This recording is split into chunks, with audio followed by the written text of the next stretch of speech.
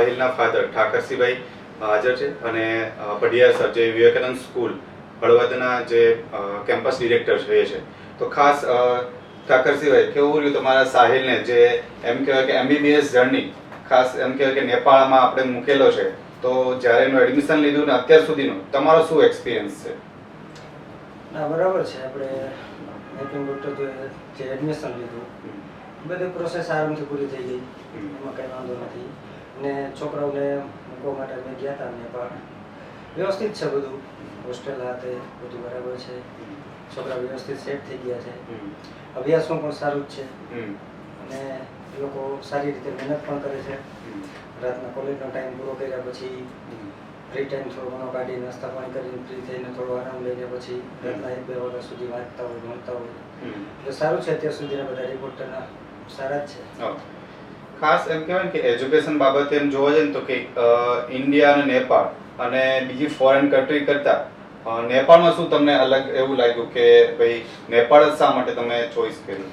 નેપાળમાં સાહેબ 2-3 વસ્તુ છે. એક તો આપણે છોકરા ત્યાં ભણતા હોય તો આવવા જવાનું થોડું સુટેબલ રહીએ, છોકરાઓને રજામાં આવવું હોય, આપણે ક્યારેક જવું હોય તો એ સુટેબલ રહીએ. બીજા નંબરમાં આપણે ઇન્ડિયા નેપાળ આપણી બોર્ડર છે, એની આપણી બીમારી સેમ ટુ સેમ હોય, પ્રેક્ટિકલ બધું સારું કરી શકે. ત્યાંથી પાછા ઇન્ડિયામાં આવ્યા પછી અહીંયા કામ કરવાની છોકરાઓને મજા આવે. આ બધું વિચારીએ તો આઉટ કન્ટ્રી કરતાં નેપાળ આપણને સારું પડે. પઢિયાર સર, આપનો સ્ટુડન્ટ હતો, તો તમે શું કહેવા માંગશો કે સાહિલના જે માર્ક ઓછા આવવાથી કે પ્લસ જે પણ કારણોસર તમે નેપાળ એને સજેસ્ટ કર્યું અને ઠાકરસિંહભાઈના જે રિવ્યુ લીધા પ્રમાણે કે ભાઈ સારું એજ્યુકેશન છે પ્લસ આપણે જઈ શક્યા છે, તો તમારું શું કહેવું છે? હવે નેપાળ ચોઈસ કરવાનું એક તો મોટું રીઝન એ હતું કે હું તો લગભગ રાજસ્થાનની અંદર પણ ફરતો હોય, બધી કોલેજની અંદર જોતો હોય. એક તો બજેટ, કે રાજસ્થાનની અંદર આપણે એડમિશન લઈએ એના 50% ફીસની અંદર આપણે નેપાળ MBBS કમ્પ્લીટ થઈ જતું હોય છે. બીજું કે એજ્યુકેશનની બાબતની અંદર જોઈએ તો આપણો કોર્સ અને નેપાળનો કોર્સ 90% બધો સેમ જ છે. બીજી વસ્તુ જોઈએ તો MBBS એટલે એક પ્રેક્ટિકલ નોલેજની વસ્તુ છે કે ખાલી પુસ્તકોથી ભણી નથી કરવાનું, તેને OPD લેવલ ને એ બધું પણ જોવાનું છે. અહીંયાની કોલેજ, ગુજરાતની કોલેજ, એમાં ખાસ કરીને મારા વિસ્તારની વાત કરું તો સુરેન્દ્રનગરની CU મેડિકલ કોલેજ, ત્યાંની જે OPD છે એનાથી સહેજ પણ ઓછી OPD નેપાળની કોલેજની નથી.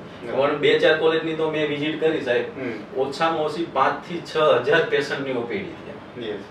આવડો મોટો ફ્લોર આપણને મળી જાય છે.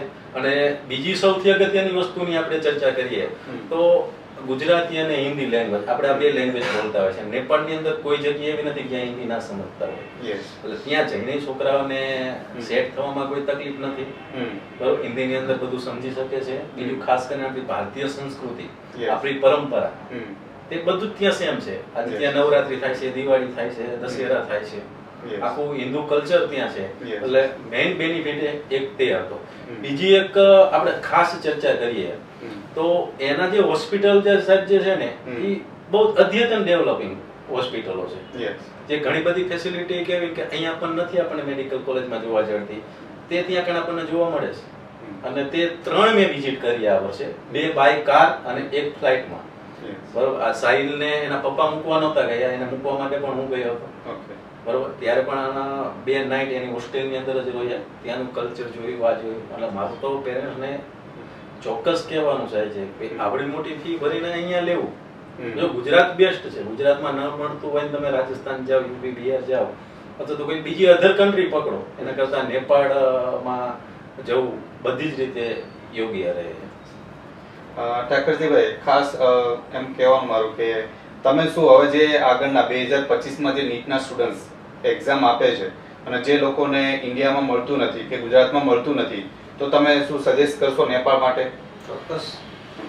તો ખાસ ઘણી વખત એવું થાય કે ભાઈ નેપાળ છે તો એમ કહેવાય ને કે હિન્દુ કલ્ચર, તો પશુપતિનાથ કે જે આપણે કિસ્ટ મેડિકલ કોલેજથી ખાલી 1 કિલોમીટરથી 1.5 કિલોમીટર અંતર આવેલું છે, એટલે કહેવાય છે કે ભગવાનના સાનિધ્યમાં જ કહેવાય જોવા જાય તો પ્રોપર એજ્યુકેશન એ લોકોને મળે છે ત્યાં. અને ખાસ તમે કિસ્ટ ચોઈસ કરવાનું વધારે પડતું શા માટે તમે કિસ્ટ ચોઈસ કરી છે? કિસ્ટમાં એવું સાંભળ્યું હતું કે હોસ્પિટલ જે બાજુ પછી તો આપણે પ્રેક્ટિકલ પણ જોયું જ. Yes, yes. આપણે જે એવા વેરિફિકેશન વખતે ગયા હતા અમે ત્યાં Yes, બધું yes. જોયું. બાજુમાં જ હોસ્પિટલ છે. છોકરાઓને કાંઈ બહુ આવો જવાની હોસ્પિટલ અને હોસ્પિટલ નજીક નજીક એ બધું શાંતિવાળું. બીજા નંબરમાં મોટો દર્દીઓનો ફ્લો છે, વ્યવસ્થિત છે, છોકરા પ્રેક્ટિકલ સારું કરી શકે. આ બધું જોઈને અમે કિસ્ટ નક્કી કરી કે ભાઈ કિસ્ટમાં કંઈ વાંધો નથી. અને ઇન્ડિયન ફૂડ આ તે તમને જે સ્વામિનારાયણ ફૂડ છે એ બધા ફૂડ્સ ત્યાં મળી રહે છે કે શું છે? એ મધ્યમ પ્રમાણમાં મળે, હમ. પણ શક્ય હોય તો મળી જાય ખરા. એ માપના પ્રમાણમાં મળે. અને તમે તો 2 વખત ગયેલા હશો. ઓકે, સાહિલ અત્યારે ત્યાં છે, તો ત્યાંનું કલ્ચરલ તમને કેવું લાગે કે ભાઈ નાઇટ નું કલ્ચરલ પ્લસ ત્યાંના જે લોકો છે એનું સાથેનું કલ્ચરલ? ના તે બેસ્ટ. એ લોકો તરફથી આપણને કોઈ ટાઈમ કમ્પ્લેન આવે, પ્રોબ્લેમ થાય, કોઈ વસ્તુ નહીં. અને બહુ શાંતિવાળો એરિયો, બહુ શાંતિ છે. પ્લસ તમે ડેઈલી સાહિલ જોડે વાત થતી હશે તો એમ કહેવાય કે ભાઈ આજે ક્લાસમાં શું કરાયું, પ્લસ તેની ફેકલ્ટીઝ છે એનું બિહેવિયર ભણાવવા બાબતનું શું તમે કહેશો? ના બરાબર છે, દરરોજ વાત થતી જ હોય. હમ. દરરોજ પૂછતા હોય આજે કોલેજમાં શું હતું, આખો દિવસ શું તમે કર્યું, ઓકે, શું છે, શું પરિસ્થિતિ, બધું હમ. એ પોઝિટિવ હોય, બધું સરસ. Thank you so much. આપને પણ જો 2025માં નીટના જે સ્ટુડન્ટ્સ છે એ એક્ઝામ આપી રહ્યા છે અને તમે પણ નેપાળનું પ્લાનિંગ કરતા હોય તો જો અમારા અત્યારે સક્સેસ સ્ટુડન્ટ્સ જે અત્યારે હાલ MBBS ત્યાં કરી રહ્યા છે અને એના જ પેરેન્ટ્સ છે કે એનો જ આ લાઈવ વિડીયો છે એ અમે બનાવી અને તમારા સુધી પહોંચે કે ભાઈ ઘણા સ્ટુડન્ટ્સને એવું હોય છે કે ભાઈ નેપાળ જતા ડરે છે, તો તમે પણ જાઓ અને તમારા માટે એક ફ્રી વિઝિટ પણ અમે પ્લાન કરી રહ્યા છે આગળથી. તો કેવું છે કે તમે પણ એકવાર એક્સપિરિયન્સ લઈ અને સારી જગ્યાએ as a making doctors organisation, not as a organisation કે બધી જગ્યાએ સ્ટુડન્ટ્સને હેલ્પ કરે છે. ત્યાંના જે કોર્ડિનેટર જે સુદીપ સર છે એ પણ ઇન્ડિયા આવેલા છે આપણે ત્યાં, કે જે સ્ટુડન્ટ્સ આપણા ભણે છે અને એ લોકોના પેરેન્ટ્સને કે ભાઈ સેકન્ડ ટાઈમ એને કોઈ પ્રોબ્લેમ નથી, કોઈ કમ્પ્લેન નથી, તો એના માટે પણ સર આજે સુદીપ સર પણ આવેલા છે. તો આજે બધા જે પણ પેરેન્ટ્સ અમારા છે એ લોકોની એક મીટ પણ અમે રાખવામાં આવેલી છે. Thank you.